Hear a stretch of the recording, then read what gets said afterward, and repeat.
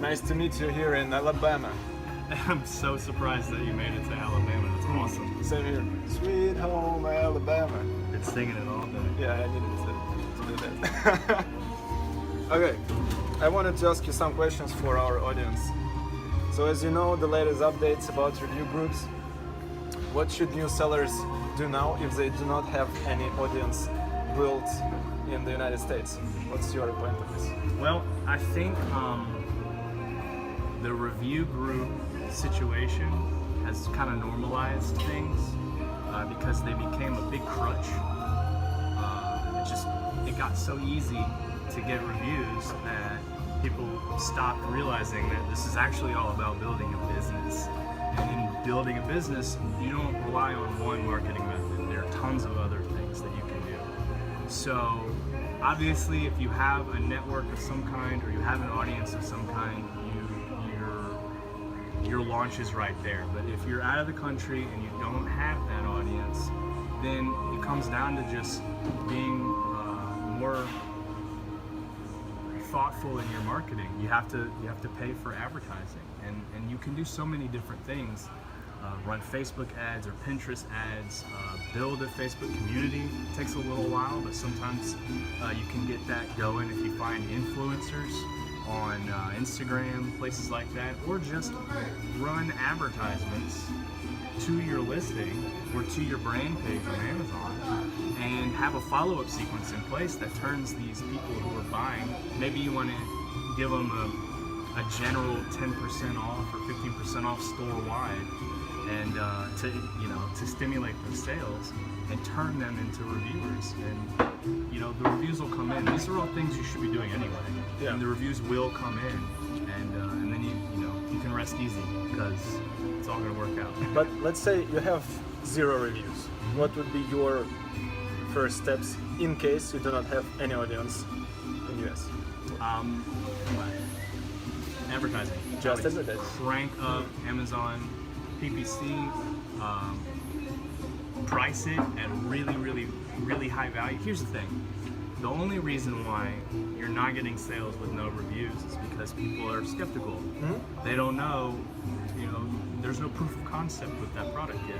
But if you make the offer so good that they want to take a chance on you, that's another opportunity you have to convert them into a review. So you just have to do that. Price really competitive. Make sure that you are the best value in your space, and then get in front of eyeballs. Your conversion rate's gonna suck for a little while, but you just gotta suffer through it until you get enough people buying, and then enough of those people come back and review. And then once you have 10, 15, 20 reviews, it doesn't take that much to get the ball rolling. Then you can start raising your price again.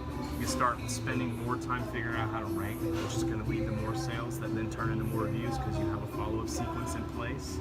Always have a follow-up sequence in place. And and then you just move on and expand your marketing from there. So from your perspective, 15 reviews is enough? For proof of concept, yeah. I mean, granted, if everything else is the same, you and the next guy with 300 reviews, he might steal some of those sales. But it comes back to marketing. You just have to be a better value. Maybe he's not offering that ebook that you offer. Maybe he's not reaching outside of Amazon and doing his marketing on other platforms. So it really does come back to business, like old school business tactics. You can't rely on that one service to just spoon feed you the stuff that you need anymore. And that's okay. Okay, let's say I have those 15 reviews and I need to make the next step.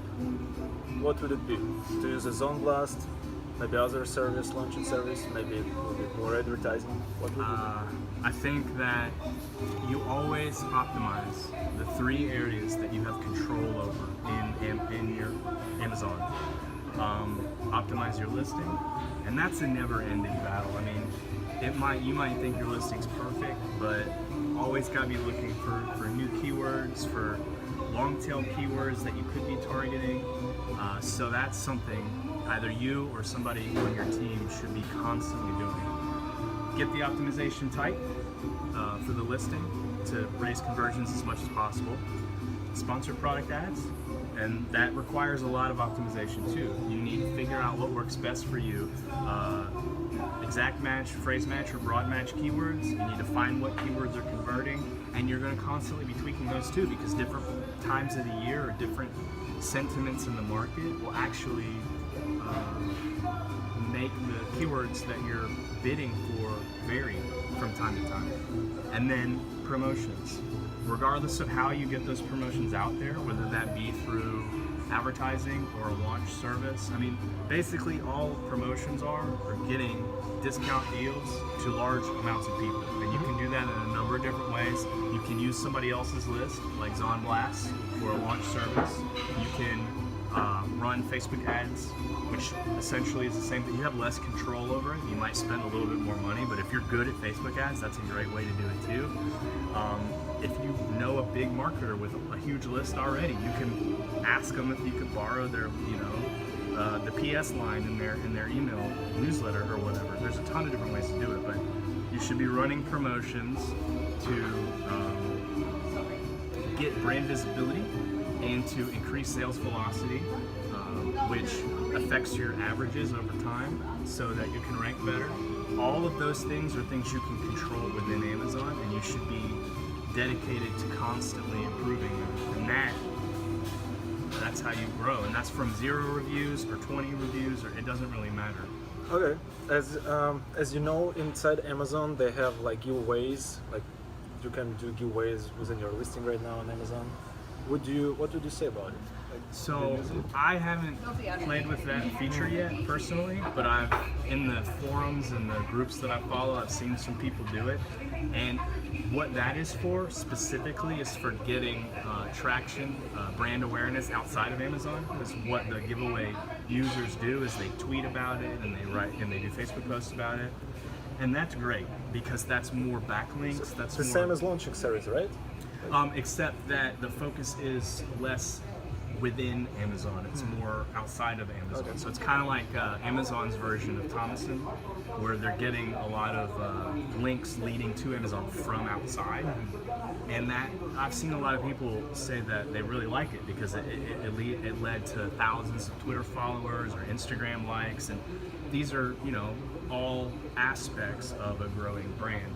And then there's also other promotions you can run too that people just totally lost sight of, like buy one get one free, external benefits where you can put cross promotions about new products at the checkout page.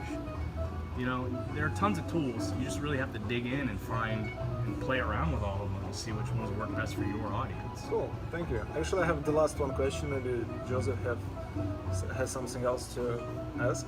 So, outside the Amazon, what kind of channels would you use? I mean, will it be eBay first, or Jet.com first, or something else? When you extend beyond Amazon, Yeah.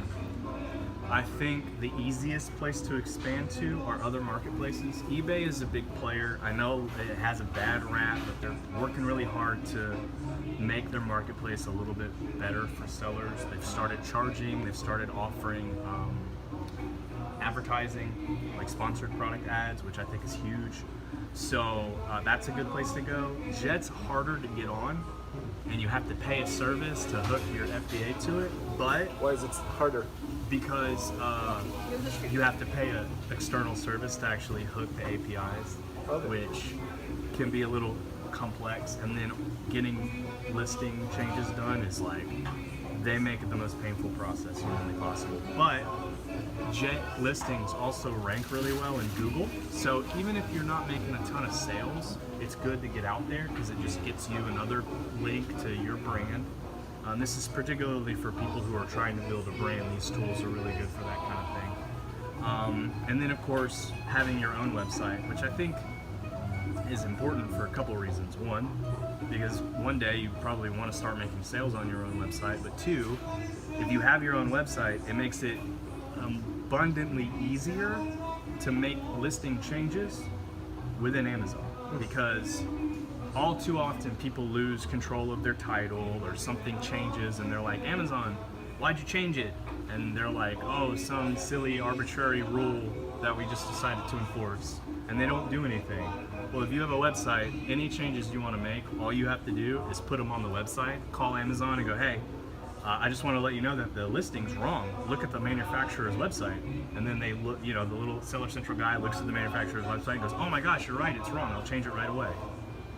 So these are all, you know, these are all things that you should be doing outside of Amazon. It'll help your Amazon business and growth afterwards. Cool. Thank you, Andrew. My pleasure. Okay? Okay.